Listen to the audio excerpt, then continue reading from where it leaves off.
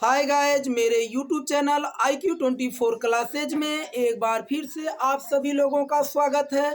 मैं आपके लिए प्रतिशत का दूसरा पार्ट लेके आया हूं और इस पार्ट में हम लोग किसी भी वस्तु के मूल्य में वृद्धि की जाए या कमी की जाए तो उसके खपत में वृद्धि या कमी प्रतिशत ज्ञात करेंगे।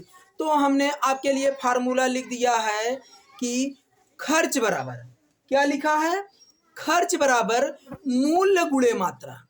खर्च बराबर मूल्य गुणे मात्रा या मात्रा बराबर खर्च बटे मूल्य। मात्रा बराबर खर्च बटे मूल्य। अब हम लोग आते हैं इन्हीं फार्मूले की सहायता से 4 प्रकार के प्रश्न हमारी परीक्षा में पूछे जाते हैं जिनका जवाब हम सेकेंडों में सीखेंगे।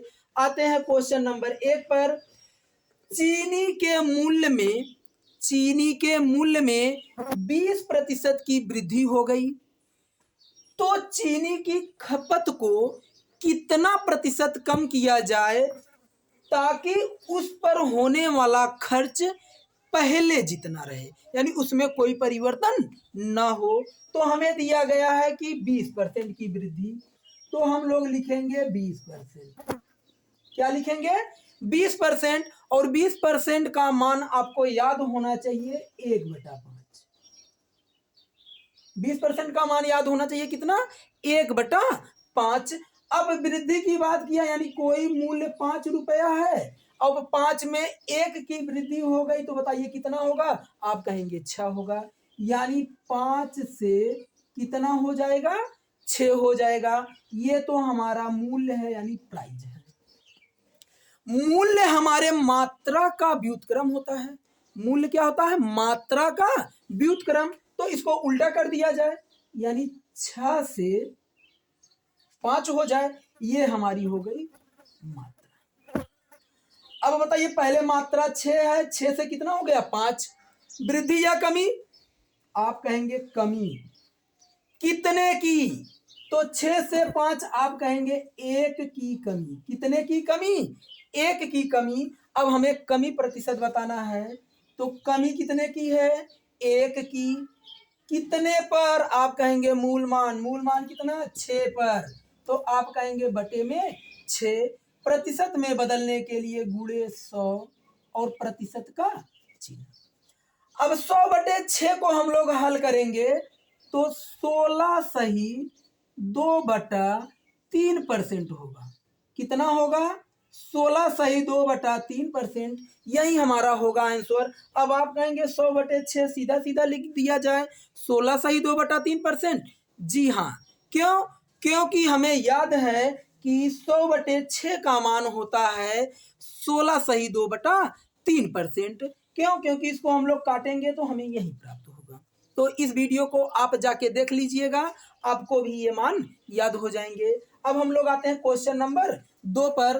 क्वेश्चन नंबर 2 है हमारा, चावल के मूल्य में 25% की वृद्धि। चावल के मूल्य में कितने की वृद्धि? 25% की। तो चावल की खपत में कितने प्रतिशत की कमी किया जाए ताकि उस पर होने वाला व्यय न बढ़े, यानी खर्च पहले ही जितना रहे। तो मूल्य में वृद्धि है 25% की, तो हम लोग लिखेंगे 25%। क्या लिखेंगे? 25%। और 25% का मान होगा 1/4। 25% का मान कितना होगा? 1/4। यानी आप लिखते 25/100। 25 से कन्नम 25, 25 चौका 100, यानी 1/4। वृद्धि की बात किया तो आप ऐड कर देंगे, यानी कोई मूल्य पहले 4 है, अब 4 से 1 की वृद्धि हो जाएगा तो कितना बन जाएगा? आप कहेंगे 5 बन जाएगा। ये तो हमारा मूल्य है। अब मूल्य मात्रा का व्युत्क्रम होता है, तो आप कहेंगे ये तो तब 5 से 4 हो जाएगा। व्युत्क्रम होता है कितना हो जाएगा? 5 से 4, यानी इसी मान को हम लोग उल्टा कर दें। अब आप हमें बताइए, 5 से 4 हुआ, वृद्धि या कमी? आप कहेंगे 1 की कमी। 1 की क्या हुआ? कमी। अब हमें कमी प्रतिशत ज्ञात करना है, तो आप कहेंगे 1 की कमी किस पर? मूल मान। मूल मान कितना है? तो आप कहेंगे 5, तो बटे में कितना लिख देंगे? 5। प्रतिशत में बदलने के लिए गुणे 100, प्रतिशत का चिन्ह। अब आप कहेंगे 100/5 का मान कितना होता है, तो सीधा सीधा आपको याद होना चाहिए 20%। क्या होता है 20%, यही हमारा हो जाता आंसर। नहीं तो आप काटेंगे 5 दूनी 10, 1 जीरो बचा था तो 20%। अब हम लोग आते हैं इसी के तीसरे वाले सवाल पे, जो तीसरे प्रकार का प्रश्न होगा। तो हमें प्रश्न में दिया गया है प्याज के मूल्य में 30% की वृद्धि। प्याज के मूल्य में कितने की वृद्धि, 30% की वृद्धि होने से उसकी खपत में कितने प्रतिशत की कमी किया जाए। 30% प्याज का मूल्य बढ़ा दिया जाए तो खपत कितने प्रतिशत कम किया जाए, ताकि खर्च 10% ही रहे, यानी खर्च 10% से ज्यादा ना हो। तो पहले तो आप हमें बताइए मूल्य यानी प्राइस कितना है, तो आप कहेंगे 30%। प्राइस कितना है 30%, और 30% का मतलब है 30/100। एक जीरो से एक जीरो कटेगा तो आप कहेंगे 3/10। क्या बनेगा आपको 3/10। अब वृद्धि की बात किया तो 10 से कितना हो जाएगा, आप कहेंगे 10 से 3 बढ़ जाएगा तो 13 हो जाएगा। मूल्य हमारा कितना हो जाएगा 10 से 13 हो जाएगा। और खर्च 10%, यानी खर्च हमारा 10%, और 10% का मान होता है 1/10। ये बढ़ 10% ही बढ़े, इसका मतलब है वृद्धि की बात किया तो आप कहेंगे प्लस, यानी 10 से कितना हो जाएगा 11 हो जाएगा।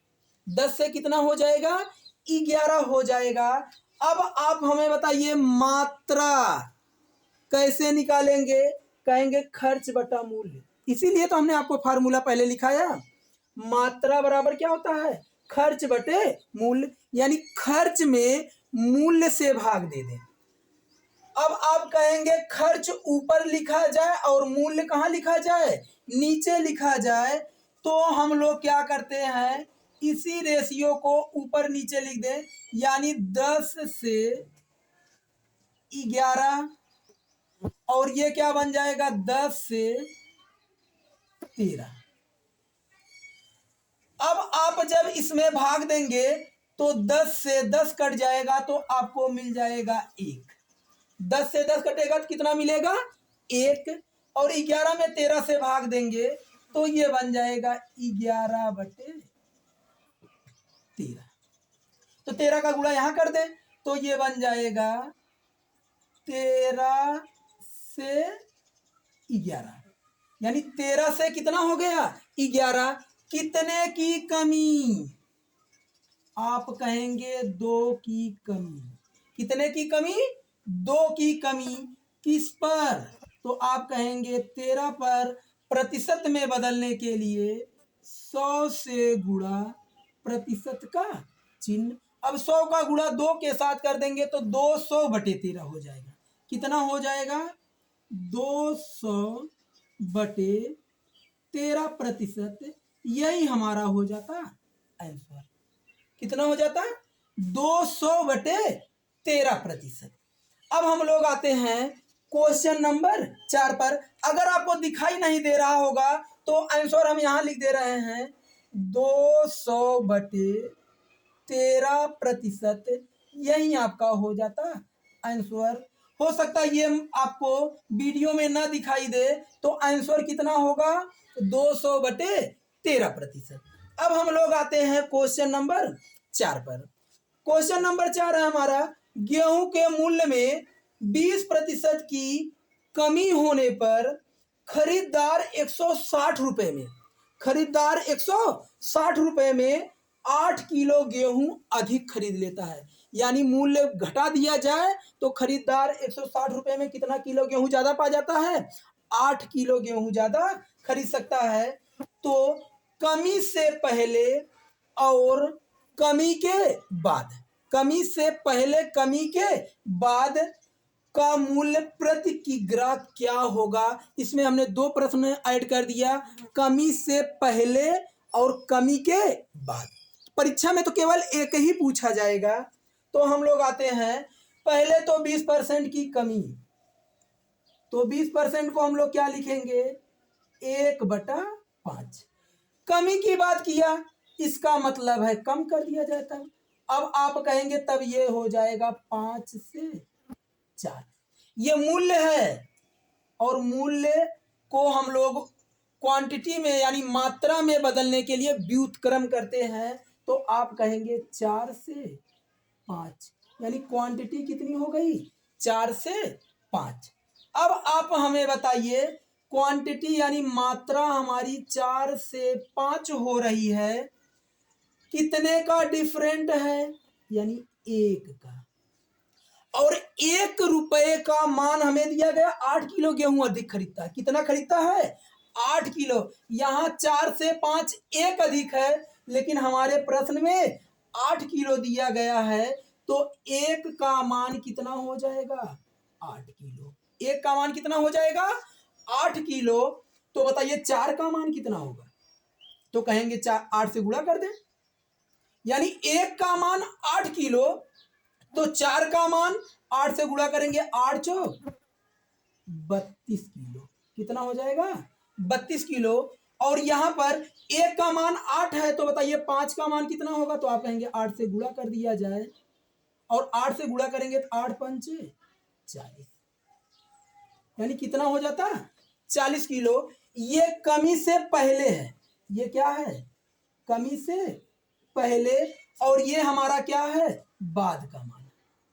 अब परीक्षा में पहले का पूछेगा तो 160 में 32 से भाग दे देते, और अगर बाद का पूछता तो 160 में 40 से भाग दे देते। तो हम लोग क्या करेंगे, 160 में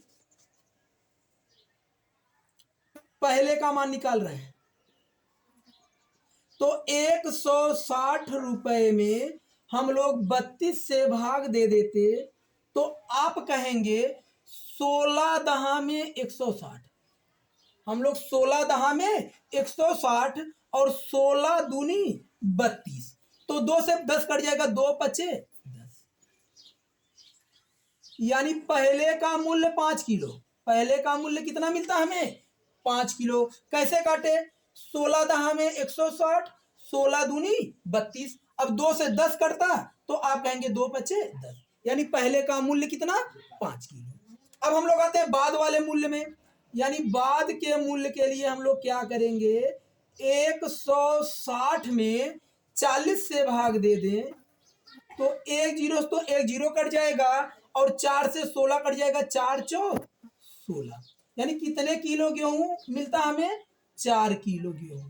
यानी पहले तो 5 किलो गेहूं मिलता, लेकिन बाद में कितना मिलता, 4 किलो गेहूं मिलता। इस प्रकार से अब खपत में कमी या वृद्धि वाले प्रश्न को आप सेकेंडों में जवाब देंगे। उम्मीद है ये वीडियो आपको पसंद आएगा और आपके परीक्षा के लिए बहुत उपयोगी होगा। तो अगर आपको ये वीडियो अच्छा लगे तो लाइक, सब्सक्राइब और कमेंट करना ना भूलें, और अपने दोस्तों को शेयर करना ना भूलें, ताकि सभी बच्चे परीक्षा में ऐसे प्रश्नों का जवाब आसानी से करके आए और वो अपने भविष्य को उज्जवल बना सके। तो जय हिंद, फिर मिलेंगे अगली बार आपको एक नए वीडियो के साथ। जय हिंद।